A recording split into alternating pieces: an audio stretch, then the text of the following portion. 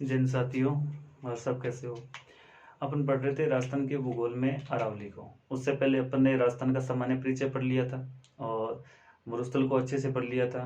भौतिक स्वरूप के अंदर मरुस्थल का जो पार्ट था उसको बढ़िया से किया। उसके छोटे छोटे जो क्वेश्चन बनते थे उसके ऊपर हमने चर्चा करी थी। आज अपने पढ़ेंगे अरावली को, क्योंकि काफ़ी दिन बाद में आज क्लास ले रहा हूँ, तो अब आगे से कंटिन्यू क्लास रखेंगे। थोड़ा बिजी था इसलिए। अब अपने आज से पढ़ेंगे राजस्थान के भूगोल के अंदर भौतिक स्वरूप के अंदर एक पार्ट आता है। मरुस्थल को अपने पढ़ चुके हैं, आज अपने पढ़ेंगे अरावली। अरावली में अपने अरावली की विशेषता को लेकर इसका विस्तार है, कहाँ कहाँ पे फैली है, आज अपने इसको पढ़ेंगे। अरावली को लेकर आज अपने चर्चा करेंगे।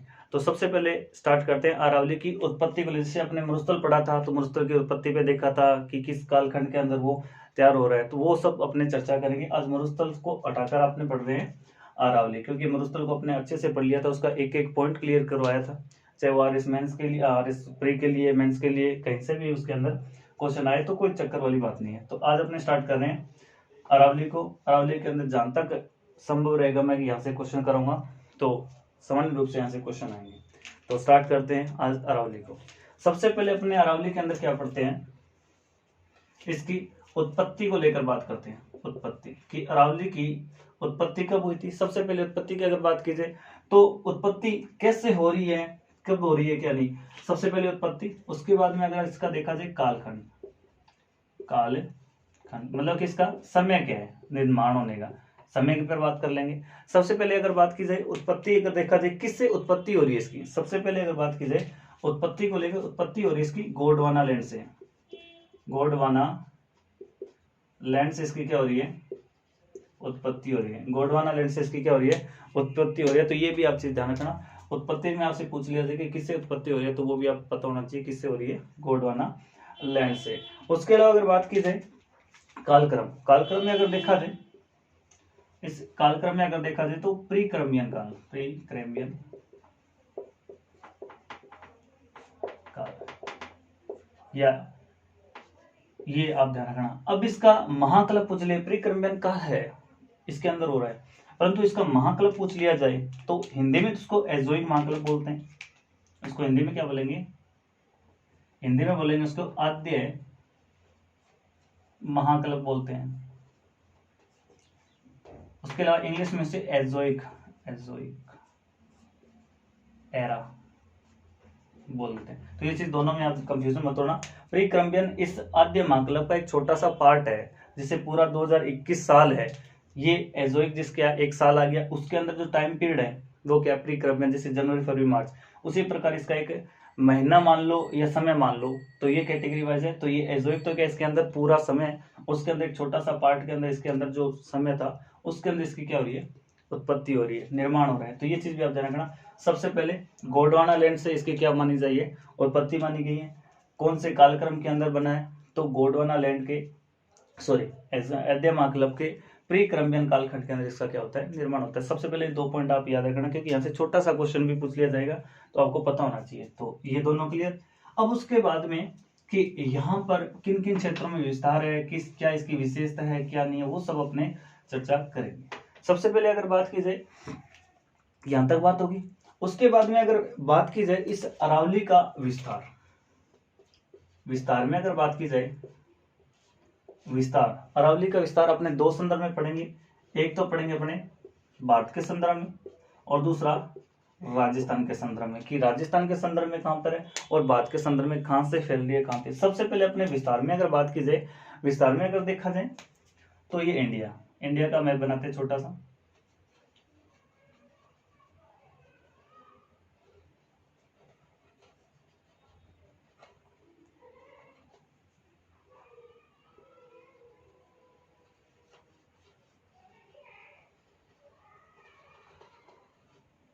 ये इंडिया का मैप। अब अपने बात करें भारत के संदर्भ में, अरावली को पढ़ना चाह रहे हैं, तो भारत के संदर्भ में अगर देख रहे हैं तो अरावली का उदय कहां से हो रहा है, किस तरीके से इसका विस्तार है। सबसे पहले यहां पर अगर देखा जाए, यहाँ पे इस क्षेत्र में जो द्वीप है, इस द्वीप का नाम है मिनिकाय द्वीप। इस क्षेत्र में जो द्वीप है उसका नाम है मिनिकाय द्वीप, मिनिकाय द्वीप। ये लक्षद्वीप का ही क्या है, एक पार्ट है लक्षद्वीप का। इधर आपको होता है बंगाल की खाड़ी है, बंगाल की खाड़ी, इधर है अरब सागर। अब देखो अरावली की अगर बात की जाए तो अरावली का जो उद्गम है, भूगर्भिक संरचना में अगर बात कीजिए अरावली की, तो अरावली स्टार्टिंग कहां से हो जाती है, मिनिकॉय द्वीप से, और ये सीधी बढ़ती समुद्र के अंदर बढ़ती बढ़ती कहां तक जाती है, यहां तक। यहाँ पे क्षेत्र का नाम है, उस क्षेत्र का नाम है क्या, खेड़ ब्रह्मा। उस क्षेत्र का नाम क्या है, खेड़ ब्रह्मा। इस क्षेत्र का नाम याद रखना। अगर आपसे पूछ लिया जाए कि अरावली की भूगर्भिक जो फैलाव है वो कहां से कहां तक है, तो भूगर्भिक मतलब समुद्र के अंदर। अब आपको पता है ये पूरा का पूरा समुद्री क्षेत्र है। इस समुद्र के अंदर, समुद्र के नीचे नीचे जो फैली हुई चट्टानें हैं, इन चट्टानों को किस नाम से जाना जाता है, अरावली। तो भूगर्भिक अगर बात की जाए तो ये कहां से कहां तक फैली हुई है, तो मिनिकॉय से लेकर खेड़ ब्रह्मा तक। खेड़ ब्रह्मा कहां पे, खेड़ ब्रह्मा कहां है, गुजरात में, पालनपुर गुजरात तक ये फैली हुई है। उसके बाद में धरातलीय रूप कब लेती है, अब दूसरा क्वेश्चन बनता है धरातलीय रूप। धरातल मतलब धरातल पर कहां से दिखाई देती है, तो यही सबसे पहले कहां से, खेड़ ब्रह्मा से ये सबसे पहले कहां पे दिखाई देती है, धरातल पे दिखाई देती है। और ये कहां तक जाती है, तो दिल्ली की रायसेना तक ये जाती है। तो ये चीज आप ध्यान रखना। तो सबसे पहले अपने छोटे छोटे क्वेश्चन आपने देख लेते हैं। ये इस तरीके से फैली हुई कहां तक जाती है, दिल्ली की रायसेना की पहाड़ियां, रायसीना, रायसीना की पहाड़ियां तक जाती है। क्लियर है। तो ये भारत के अंदर अगर देखा जाए, इसके संदर्भ में आप पता होना चाहिए सबसे पहले इसका उद्गम कहां से माना गया, मतलब कहां से ये सबसे पहले मतलब भूगर्भिक संरचना में दिखाई देती है। मिनिकॉय द्वीप, लक्षद्वीप से लेकर ये खेड़ ब्रह्मा तक, तो भूगर्भिक पट्टी के अंदर मतलब एक चट्टानी रूप जो समुद्र के अंदर अंदर चलता आ रहा है। और सबसे पहले धरातल के ऊपर कहां दिखाई दे रही है, तो खेड़ ब्रह्मा से लेकर रायसीना तक ये पूरी चट्टानी रूप में आपको दिखाई देगी। अब किस किस रूप में से कहां कहां पे क्या नाम से जाना जाता है वो भी अपने आगे डिस्कस अच्छे से करेंगे। तो सबसे पहले ये चीज आप ध्यान रखना, मिनिकॉय द्वीप से लेकर खेड़ ब्रह्मा तक ये अपने पानी के अंदर मतलब भूगर्भिक संरचना के रूप में आपको दिखाई देगी। उसके बाद सर्वप्रथम धरातलीय स्वरूप, मतलब सबसे पहले धरातल पर कहां दिखाई दे रही है, तो ये खेड़ ब्रह्मा पर दिखाई दे रही है। खेड़ ब्रह्मा कहां पे, गुजरात पालनपुर के अंदर है। उसके बाद में अगर बात कीजिए कहां तक इसकी लास्ट पहाड़ी है, तो रायसीना की पहाड़ी है जिसपे राष्ट्रपति भवन अपना निर्मित है। इसको भी आप ध्यान रख लेना, वहां तक ये रहती है। अब भारत के संदर्भ में अपनी चीज इतनी बात रख ली। भारत के अंदर, पूरे भारत के अंदर अगर देखा जाए क्या क्या है सीन, वो सब अपने देखते हैं। सबसे पहले ये चीज समझ आएगी। अब यहाँ से छोटे छोटे क्वेश्चन आते हैं। अरब सागर को क्या माना गया, अरब सागर को अरावली का पिता कहा गया है। ये चीज भी आप ध्यान रखना, अरब सागर को अरावली का पिता कहा गया है। ये चीज भी आप ध्यान रखना। छोटे से क्वेश्चन है, क्योंकि आपसे पूछ लिया जाए कंपटीशन के अंदर कि अरावली का पिता किसे कहा गया है, तो अरब सागर को कहा गया है। अब भारत के संदर्भ में अगर बात कीजिए कैसे विस्तार है, वो भी देख लेना। भारत के संदर्भ में बढ़िया से विस्तार को देखते हैं कि अरावली का जो विस्तार है तो भारत में किस तरीके से है वो भी देखते हैं। भारत के अंदर अगर सबसे पहले अगर बात कीजिए गुजरात में सबसे पहले क्या इसका विस्तार आएगा। 2 नंबर में अगर बात की जाए राजस्थान, 3 नंबर पे अगर बात की जाए हरियाणा, 4 नंबर में अगर बात की जाए तो दिल्ली तक। ये 3 राज्य एक केंद्र शासित प्रदेश के अंदर ही क्या है, अरावली फैली है। इनमें से अगर बात की जाए सर्वाधिक की अगर बात की जाए तो सर्वाधिक कहां पे फैला है, इसका 80% भाग, मतलब अरावली की जो लंबाई है, अरावली की जो टोटल या कुल लंबाई की अगर बात की जाए भारत के अंदर, टोटल लंबाई है 692 किलोमीटर इसकी टोटल है लंबाई। एक पेपर में क्वेश्चन आया था कि अरावली की लंबाई लगभग भारत के अंदर लगभग है, तो वहां पे ऑप्शन थे 700, 800, 900 और 1000। तो लगभग में अगर बात की जाए तो 700 मान लें। लग क्रॉसअप के पास में, इसके पास में कौन सा आ रहा था 692 के, तो 700 उन्होंने राउंड फिगर के अंदर पूछ लिया। तो अब ये भी आप चीज ध्यान रखना, कहीं इनमें से कोई ना हो तो ये चीज आप मत कर देना। तो इसमें लगभग पूछ रहा है तो आपको 700 के आसपास में। तो अब देखो सबसे पहले सर्वाधिक लंबाई कहां पे है, राजस्थान के अंदर। टोटल लंबाई कितनी है इसकी 692, उससे 550 किलोमीटर टोटल जो लंबाई है वो राजस्थान के अंदर अपने को देखने को मिलती है। तो ये सबसे पहले ये चीज देखना गुजरात। अब छोटे छोटे क्वेश्चन देखो, मिनिकॉय द्वीप से ये सबसे पहले उद्गमित होते हैं सबसे पहले। उसके बाद में पालनपुर के अंदर सबसे पहले दिखाई देती है, धरातलीय रूप में आती है। वहां से लेकर रायसीना की पहाड़ी है कहां पे, दिल्ली, तो यहाँ तक ये जाती है पहाड़ी। अब टोटल यहाँ से खेड़ ब्रह्मा से लेकर रायसेना तक इसकी कुल लंबाई जो है 692 किलोमीटर है। उसके अंदर सबसे ज्यादा जो लंबाई मिलेगी आपको कहाँ मिलेगी, राजस्थान के अंदर। लगभग इस अरावली का 80% जो भाग है वो कहाँ पे फैला हुआ है, राजस्थान के अंदर फैला हुआ है। किन किन राज्यों में, गुजरात में, राजस्थान में, हरियाणा में और दिल्ली केंद्र शासित प्रदेश में आपको इसका विस्तार मिलेगा। ये तो किसके संदर्भ में, भारत के संदर्भ में। यहाँ पर इतने चीज आप ध्यान रख लेना। उसके बाद में अगर बात की जाए यहां तक, उसके बाद में यहाँ पे एक श्रेणी मिलेगी आपको। राजस्थान के अंदर प्रवेश करने से पहले यहाँ पे एक श्रेणी है, अबूर्दा माता का मंदिर। तो इसी मंदिर के नाम पर इस यहाँ पे जो राजस्थान में जो श्रेणी प्रवेश करते हैं, अबूर्दा श्रेणी, इसी के नाम पर इसका जो राजस्थान के अंदर जो प्रवेश करती है उस श्रेणी का नाम है अबूर्दा श्रेणी। तो ये चीज भी आप ध्यान रखना। तो सबसे पहले खेड़ ब्रह्मा अबूर्दा श्रेणी राजस्थान के अंदर प्रवेश करती है। जो गुजरात और राजस्थान के टच वाला क्षेत्र है उसे अबूर्दा श्रेणी के नाम से जाना जाता है। अंतिम जो इसकी पहाड़ी है उसको किस नाम से जाना जाता है, रायसेना की पहाड़ियों के नाम से जाना जाता है। तो ये चीज आप ध्यान रखना। और उसके अलावा राज्यों के नाम मैंने आपको बता दिया, टोटल राज्य देख लेना, राज्यों के नाम बता दिए। उसके बाद में अपने अब बात करेंगे किसके संदर्भ में, राजस्थान के संदर्भ में बात करेंगे। राजस्थान में इसका विस्तार कैसे है, कहाँ पे है। तो ये भारत के संदर्भ में एक बार वापस रिपीट करो। भारत के संदर्भ में अपने बात करते हैं कि राजस्थान भारत के संदर्भ में अरावली की जो विस्तार क्षेत्र है, सबसे पहले विस्तार की अगर बात की जाए, भारत के अंदर 4 राज्यों के अंदर एक केंद्र शासित प्रदेश, 3 राज्यों में, गुजरात के अंदर, राजस्थान में और हरियाणा और दिल्ली के अंदर। सर्वाधिक इसकी लंबाई अगर बात की जाए तो राजस्थान के अंदर मिलेगी।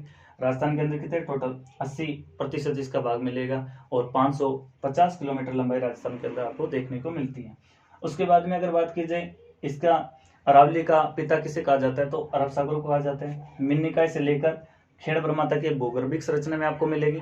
उसके अलावा खेड़ ब्रह्मा से लेकर ये रायसेना की पहाड़ियां तक ये धरातलीय रूप में आपको मिलेगी। टोटल लंबाई बता दी, लास्ट श्रेणी इसकी बता दी, अबूर्दा श्रेणी इसके बारे में आपको बता दिया। राजस्थान और गुजरात की सीमा पर जो श्रेणियां फैलेगी उसे अबूर्दा श्रेणी के नाम से जाना जाता है। ये चीज आप भारत के संदर्भ में इतनी चीजें याद रखना। उसके बाद में अपने अब राजस्थान के संदर्भ में बात करेंगे। राजस्थान के संदर्भ में क्या क्या क्वेश्चन इससे बनते हैं, किस तरीके से नहीं है, ये भारत के संदर्भ में आप बढ़िया से इसको देख लेना। अब अपने बात करेंगे राजस्थान के संदर्भ में। राजस्थान के संदर्भ में क्या क्या क्वेश्चन बन सकते हैं एग्जाम में और क्या क्या नहीं बन सकते, वो चीज आप देख लेना।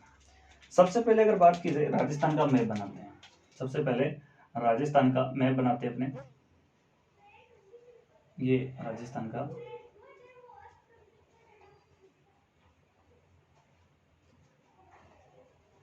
ये राजस्थान का मैप लो।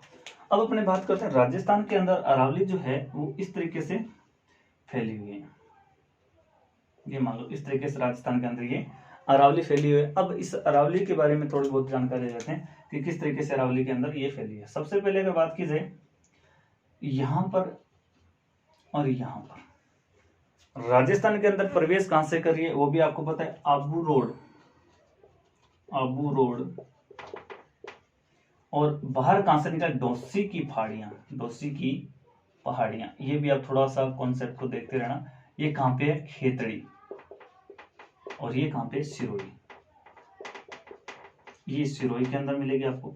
अब क्या है देखो, सबसे पहले अपने बात करें अरावली के विस्तार के पर अपने बात कर रहे हैं कि विस्तार में कहां पे बात कर रहे हैं, राजस्थान के संदर्भ में बात कर रहे हैं। राजस्थान के संदर्भ में अपने बात कर रहे हैं। देखो सबसे पहले आबू रोड से ये राजस्थान के अंदर प्रवेश करिए विस्तार में टोटल। उसके अलावा डोसी की पहाड़ियों से राजस्थान से बाहर निकल जाते हैं। इसके अंदर राजस्थान के अंदर टोटल कितने किलोमीटर है, 550 किलोमीटर। टोटल अरावली का 80% भाग यहाँ पर फैला हुआ है। क्लियर है, यहाँ तक कोई दिक्कत नहीं। उसके बाद में अगर बात की जाए और विशेषता में अगर देखा जाए, अरावली एक योजना प्रदेश है। एक चीज आप ध्यान रखना, अरावली का विस्तार मुख्य रूप से अगर देखा जाए तो 7 डिस्ट्रिक्ट के अंदर मिलेगा, परंतु ये एक योजना प्रदेश है। ये भी आप ध्यान रखना, राजस्थान के अंदर इसे योजना प्रदेश के अंदर सम्मिलित किया जाता है। क्योंकि अगर देखा जाए तो योजना प्रदेश में अगर देखा जाए, सिरोही का इसके अलावा करौली का आ गया, उसके अलावा सवाई माधोपुर का आ गया। यहाँ पर पूर्ण रूप से अरावली नहीं है, परंतु इसका कुछ भाग आपको यहाँ पे पहाड़ियां देखने को मिलेगी। तो ये एक प्रकार से योजना प्रदेश है अरावली। उसके अलावा अगर बात की जाए, ये डोसी की पहाड़ियां, आबूखंड आ गया। उसके अलावा राजस्थान के अंदर क्या क्या बातें हैं इसके अंदर विस्तार के अंदर। अब विस्तार में अपने 2-3 चीज पढ़ेंगे। एक तो इसका पढ़ेंगे अक्षांशीय विस्तार, ये पॉइंट आप नोट डाउन करते रहना, अक्षांशीय विस्तार और देशांतरीय विस्तार। अक्षांश आपको पता है इस तरीके से जो फैले होते हैं उनको अपने क्या बोलते हैं, अक्षांश बोलते हैं। तो अरावली का जो अक्षांश है अरावली का अगर अक्षांश की अगर बात की जाए तो 23 डिग्री से लेकर ये 29 डिग्री 30 मिनट तक क्या है फैली हुई है। 23 से लेकर 29 डिग्री 30 तक ये फैले, 30 को छोड़ दो, इतना आप याद कर लेना।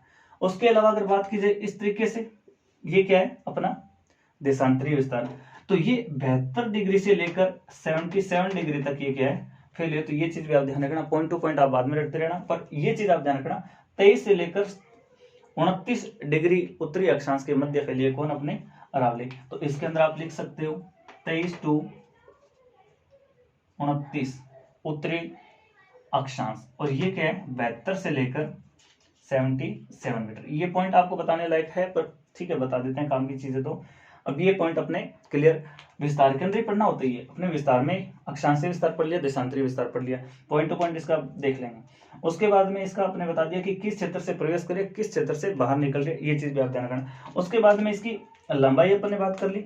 ऊंचाई की अगर बात की जाए, इसकी औसत ऊंचाई की अगर बात की जाए तो 930 मीटर इसकी क्या है औसत ऊंचाई मिलेगी आपको। क्लियर है, यहाँ तक कोई दिक्कत? तो ये चीज ध्यान रखना। औसत में इसकी औसत ऊंचाई बता दी, अक्षांशीय विस्तार, देशांतरीय विस्तार, उसके अलावा राजस्थान के अंदर कहाँ से प्रवेश कर रही है, उसके अलावा कहाँ से बाहर निकला है, डोसी की पहाड़ियों से क्या निकल रही है, बाहर निकल रही है। क्लियर। उसके अलावा अगर देखा जाए इसका टोटल राजस्थान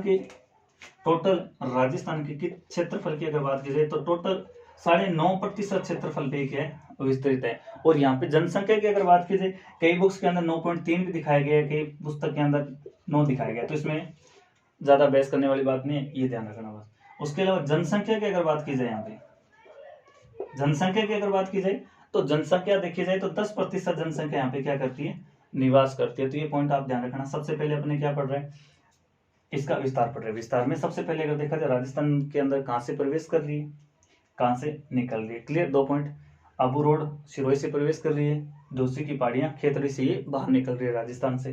ठीक है। उसके बाद में इसका अक्षांशीय विस्तार पढ़ा है अपन ने। अक्षांशीय विस्तार की अगर बात की 23 डिग्री से स्टार्ट होकर ये कहाँ तक जाती है, 29 डिग्री उत्तरी अक्षांश के मध्य ये फैली हुई है राजस्थान के अंदर।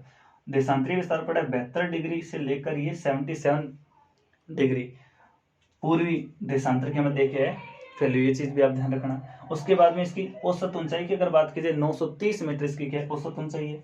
इसका क्षेत्रफल देखा जाए राजस्थान के संदर्भ में कि राजस्थान के टोटल क्षेत्रफल में कितना प्रतिशत भाग है इसका, 9.5 या 9% क्षेत्रफल क्या है राजस्थान के संदर्भ में। जनसंख्या की अगर बात की जाए तो 10% जनसंख्या यहाँ पे क्या करती है, निवास करती है। अब यहाँ पे अगर बात की जाए जिलों के बारे में बात करिए, ये पॉइंट आप देख लें। उसके बाद में अगर देखा जाए राजस्थान के कितने जिलों के अंदर ये विस्तृत है और इसका क्या क्या विभाजन किया हुआ। सबसे पहले अगर बात की जाए अरावली को 3 भागों में बांटा गया। एक तो डोसी की पहाड़ियों से लेकर यहाँ पे सांबर है, सांबर, इसको तो बोलते हैं क्या, उत्तरी अरावली, इसको बोलते हैं अपने उत्तरी अरावली। क्लियर है। कहां से, डोसी की पहाड़ियों से लेकर सांबर झील जो जयपुर और नागौर के पास में पड़ती है, अजमेर, ये जो क्षेत्र है ये क्या कहलाएगा, उत्तरी अरावली। यहां से लेकर देवगढ़ राजसमंद तक का जो क्षेत्र है इससे बोलते हैं अपने मध्य अरावली। क्लियर। और देवगढ़ से लेके पूरा वाला जो ये क्षेत्र इसको बोलते हैं अपने दक्षिणी अरावली। क्लियर। अब इसके अंदर मेन डिस्ट्रिक्ट कौन से आते हैं, जिले कौन से आते हैं, मुख्यतः डिस्ट्रिक्ट जिले। उत्तरी अरावली में 3 डिस्ट्रिक्ट आते हैं, कौन कौन से, जयपुर, अलवर और दौसा, ये 3 डिस्ट्रिक्ट आते हैं कौन से अंदर, उत्तरी अरावली के अंदर। इसके अलावा झुंझुनू भी आ जाएगा उत्तरी अरावली में। मुख्यतः में पूछा जाए तो 3 डिस्ट्रिक्ट, अन्य में और पूछा जाए झुंझुनू भी आ जाएगा, सिक्कर में भी इसकी क्या है पहाड़ियां मिलेगी। मध्य अरावली में इसको बोलते हैं अपने उत्तरी अरावली। क्लियर, पहला पॉइंट क्लियर। दूसरे में आएंगे मध्य अरावली में। मध्य अरावली की अगर बात की जाए तो मध्य अरावली के अंदर आपको देखने को मिलेगा कौन सा, केवल अजमेर। तो अजमेर के अंदर इसकी पहाड़ियां फैली, उसको अपने बोले मध्य अरावली। उसके अलावा तीसरा पॉइंट अगर देखा जाए दक्षिणी अरावली। दक्षिणी अरावली में अगर बात की जाए मुख्य रूप से तो दक्षिण सिरोही आ जाएगा, राजसमंद आ जाएगा और उदयपुर आ जाएगा। सिरोही, उदयपुर और राजसमंद, ये टोटल 7 डिस्ट्रिक्ट इसके अंदर है। उसके अलावा बहुत सारे डिस्ट्रिक्ट लगभग अगर देखा जाए, जैसे जालोर में भी इसकी पहाड़ियां फैली हुई है, चित्तौड़ में भी फैली हुई है। उसके अलावा अगर देखा जाए इधर अपना भीलवाड़ा का कुछ क्षेत्र आ गया, वहां पे भी इसकी पहाड़ियां फैली। तो ये मुख्य रूप से अगर देखा जाए तो 7 डिस्ट्रिक्ट इसके अंदर अपने देखा जाएगा। 3 डिस्ट्रिक्ट इसके अंदर अपने दक्षिण अरावली के अंदर कौन कौन से, सिरोही है, उदयपुर है और राजसमंद है। मध्य अरावली में क्या है, अजमेर है, उसके अलावा जयपुर, अलवर और दौसा, ये किसमें आ जाएंगे, उत्तरी अरावली के अंदर आ जाएंगे। तो ये इसका विस्तारित रूप है। अब अपने बात कीजिए, कई बार बच्चों को ये डाउट हो जाए सर मैदान किसको बोल रहे, पठार किसको बोल रहे, ये चीज भी आप देख लेना। सबसे पहले अगर बात कीजिए इस तरीके से, अपने ये कोई क्षेत्र है, यहाँ पर इस तरीके से खड्डा, उसके बाद इस तरीके से उसकी ऊंचाई बढ़ती जाएगी। सबसे पहले यहाँ पे जो मैदान का निर्माण होता है, नदियों के द्वारा इस भाग को भरा जाएगा, और जो समुद्र तल से लगभग 300 मीटर की ऊंचाई पे जो होगा, 300 मीटर समुद्र तल से, उसको तो अपने किसकी संज्ञा देंगे, मैदान की संज्ञा दे देंगे। तो इसको आप ध्यान रखना। उसके अलावा अगर बात की जाए मैदान के अलावा, अगर बात की जाए 300 से लेकर 600 मीटर की अगर बात की जाए तो उसको बोल देंगे अपने पठार। क्लियर है। 600 से लेकर 900 तक, 900 तक उसको अपने बोल देंगे क्या, पहाड़ी। उसके अलावा ऊपर अपने चलेंगे 900 से लेकर 1800 के पास में अपने बोल देंगे इसको पर्वत। तो ये चीज भी आप थोड़ा सा ध्यान रखना, क्योंकि यहाँ से कई बार बच्चों को डाउट होता है, तो ये चीज बता दिया। मैदान 300 जो मीटर अपने समुद्र तल से जो लगभग 300 मीटर ऊपर होगा। तो ये चीज आप थोड़ा सा देख लेना भाई। अब अपनी बात करते हैं अरावली के विस्तार पे। अपने बता दिया कि अरावली का विस्तार अक्षांशीय विस्तार, देशांतरीय विस्तार, ऊंचाई क्या है। उसके अलावा इसके भाग बता दिए कि मध्य अरावली कौन सी है, उत्तरी अरावली कौन सी है और दक्षिण अरावली कौन सी है, ये सब बता दिए। तो ये पॉइंट अपने यहाँ तक विस्तार तक अगर बात की जाए तो विस्तार को अपने बढ़िया से पढ़ लिया। विस्तार में अगर कोई भी डाउट हो जनसंख्या के संदर्भ में, जनसंख्या के बारे में आपको बता दिया कि यहाँ पे जो जनसंख्या है वो हर बुक के अंदर अलग अलग मिलेगी। तो यहाँ पे वैसे बात की जाए 9.3% जनसंख्या निवास करती है, लगभग 10% क्षेत्रफल लिए, सॉरी 10% क्षेत्र में जनसंख्या निवास करती है, और टोटल राजस्थान का 9.3% क्षेत्रफल में ये विस्तारित है। तो ये चीज आप नोट डाउन कर लेना कॉपी के अंदर। अब अपने बात करते हैं थोड़ी सी अरावली की विशेषता पे बात तो कर लेते हैं, क्योंकि अगर ज्यादा करूंगा तो वीडियो लंबी हो जाएगी। तो अपने बात करते हैं थोड़ी सी इसकी विशेषता पे लेकर बात अपने कर लेते हैं। क्लियर। अब अपने देखते हैं राजस्थान की अरावली की कुछ विशेषताओं पे बात कर लेते हैं थोड़ा सा। तो विशेषता में अगर बात की जाए, विशेषता सबसे पहले अगर बात की जाए अरावली की विशेषता में, तो अरावली सबसे प्राचीन वलित पर्वत श्रृंखला है। तो ये चीज आप ध्यान रखना, ये सबसे विश्व की सबसे प्राचीन वलित पर्वत श्रृंखला है, क्योंकि विश्व के अंदर अगर देखा जाए 3 बार ही क्या हुआ है, पर्वतों का निर्माण हुआ है। कौन कौन से कालखंड में होता, एक तो प्री क्रम्बियन काल के अंदर, दूसरा डेवेनियन कालखंड, और तीसरा अगर देखा जाए ट्रसरी कालखंड के अंदर इसका निर्माण। तो सबसे पहले अगर बात की जाए अरावली, सबसे प्राचीन अरावली, इसके अंदर अपना विंध्यन आ जाएगा, विंध्यन आ गया, सतपुड़ा आ गया, सतपुड़ा। तो ये चीज आप ध्यान रखना, इन क्षेत्रों में अपने क्या मिलेगा, ये पर्वत आ जाएगा। विंध्यन के अलावा विंध्यन आ गया, सतपुड़ा आ गया, ये पर्वत श्रृंखला है। यूराल पर्वत श्रृंखला भी इसी कैटेगरी के, यूराल यूरोप के अंदर। अब उसके अलावा नवीन, जितने भी नवीन पर्वत हुए हैं वो सब किसके अंदर आ जाएंगे, ट्रसरी। जैसे एग्जाम्पल के तौर पे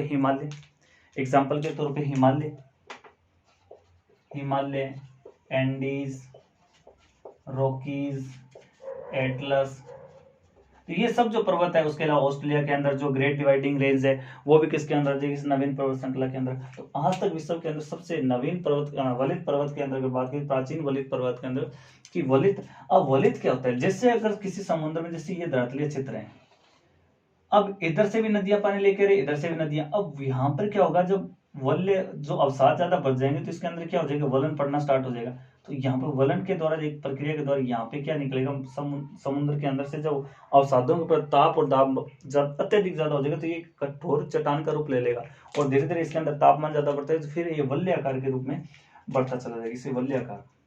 उसके बाद में अगर बात की जाए, क्योंकि अगर विश्व की ज्योग्राफी देखेंगे तो उसके अंदर अपने बढ़िया से करेंगे, अभी थोड़ा बहुत आपको बता दिया इस तरीके से, विश्व ज्योग्राफी में अपने बढ़िया से करेंगे इसको। उसके अलावा अगर बात की जाए यहाँ पर इस अरावली के अंदर धात्विक खनिजों की क्या है, प्रधानता है। धात्विक खनिजों से पहले अपने इसके अंदर देखा जाए आग्नेय, प्राथमिक चट्टानों या ग्रेनाइट चट्टानों की प्रधानता है। इसके साथ में अपने इसके अंदर लिख सकते धात्विक खनिजों की